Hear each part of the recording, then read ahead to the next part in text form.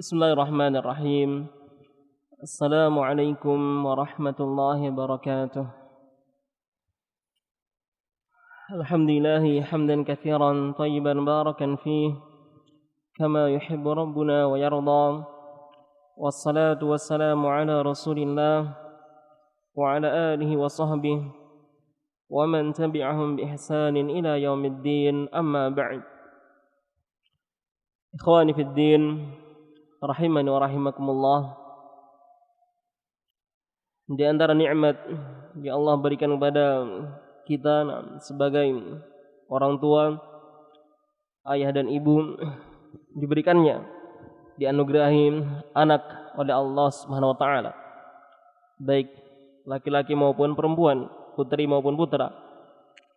Ini merupakan nikmat dari Allah Subhanahu wa taala yang Allah berikan pada siapa yang Allah kehendaki.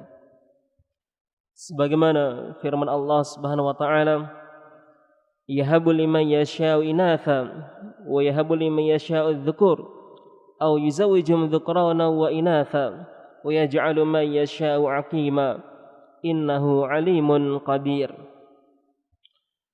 Allah Subhanahu wa taala menganugerahi, memberikan kepada siapa yang Allah kehendaki anak-anak perempuan, anak-anak perempuan saja, dan Allah menganugerahi kepada siapa yang Allah kehendaki anak laki-laki saja, dan Allah menganugerahi kepada siapa yang Allah kehendaki anak laki-laki dan perempuan. Dan ada juga yang Allah jadikan di antara mereka yang tidak memiliki anak. Sesungguhnya Allah Subhanahu wa taala Maha berilmu dan Maha mampu.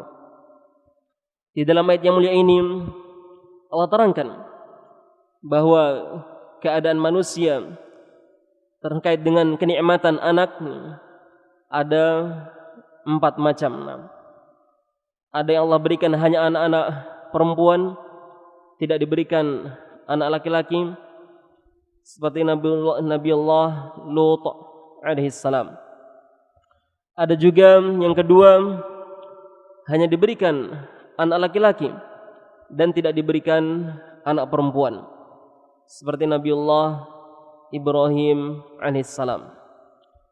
Dan juga golongan yang ketiga, ada yang diberikan kedua-duanya, anak laki-laki dan anak perempuan, seperti Nabi kita Nabiullah Muhammad sallallahu alaihi wasallam.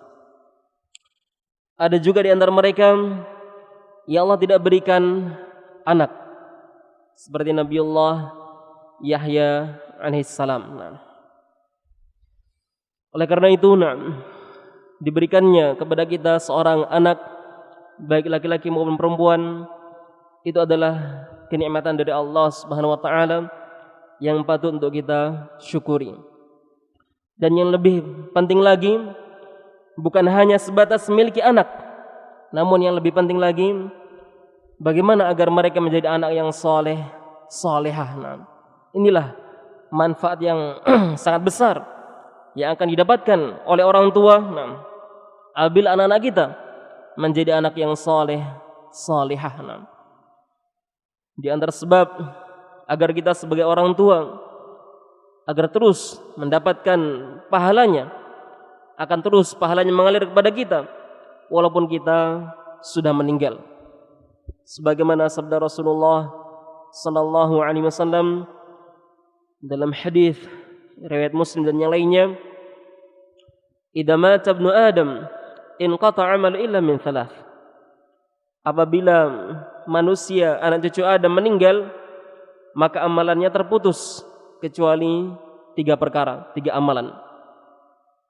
Di antara 3 amalan tersebut, jika kita telah meninggal, pahalanya bisa terus mengalir kepada kita, ialah awaladin salihin yad'ulah, atau dia memiliki anak saleh yang mendoakan orang tuanya, baik laki-laki maupun perempuan.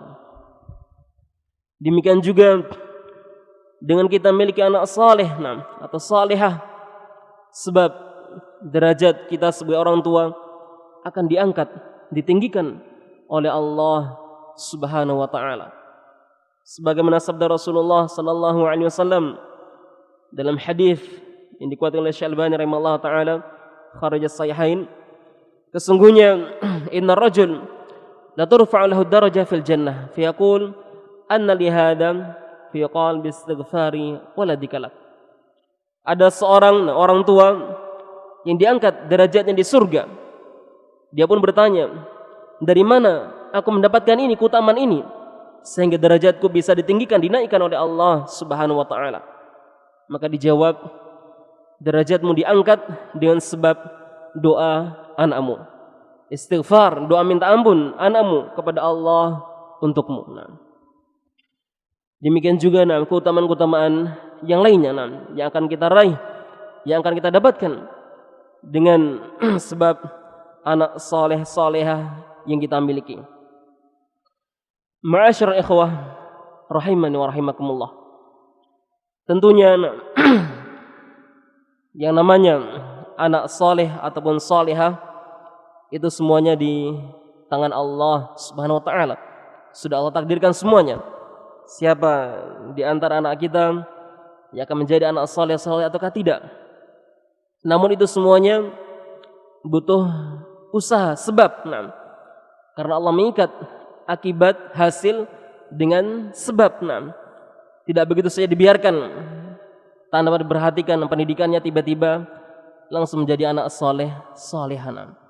Harus ada usaha dari kita sebagai orang tua, karena itu adalah amanah yang Allah bebankan kepada kita, titipkan kepada kita untuk menjaga, memperhatikan kemaslahatan mereka, baik kemaslahatan dunianya maupun kemaslahatan agamanya.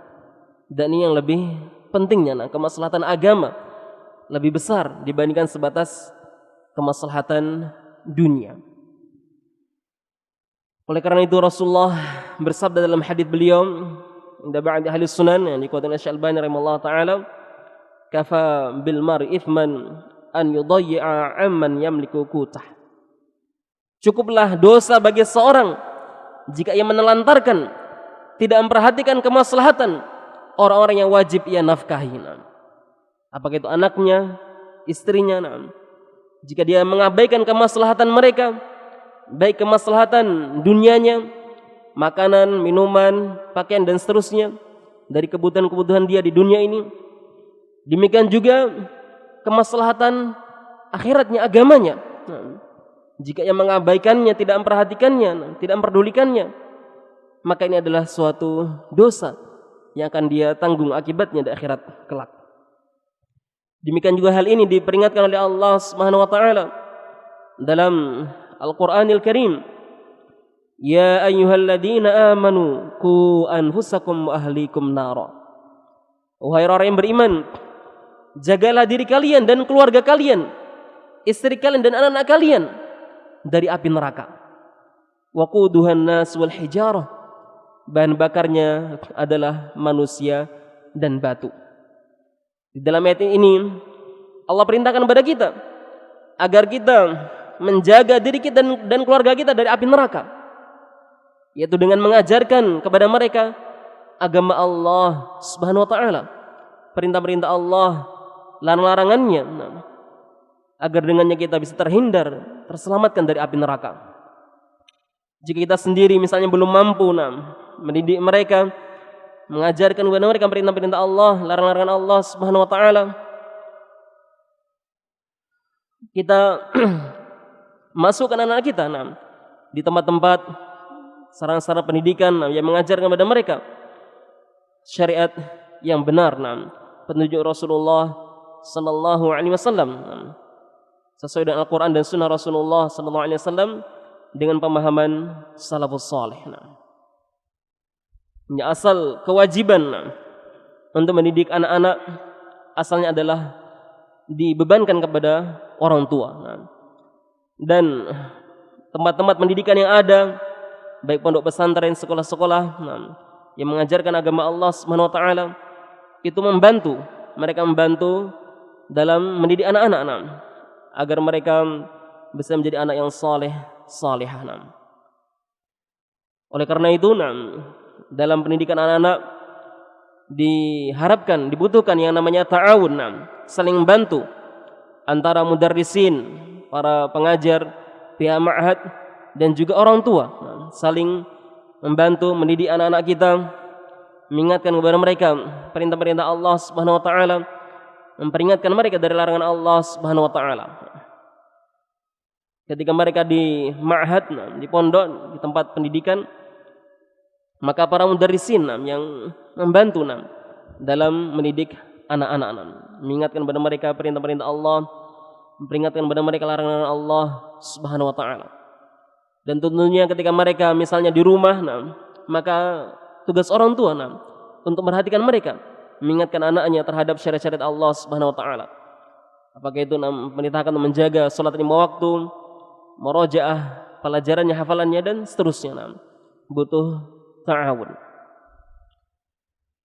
Dan mungkin ini yang dapat kita sampaikan pada kesempatan ini, penjelasan nasihat yang ringkas. Mudah-mudahan ada manfaatnya untuk kita semuanya. Lebih dan kurangnya kami mohon maaf. Subhanakallahumma bihamdika asyhadu an la ilaha illa anta astaghfiruka wa atubu ilaik.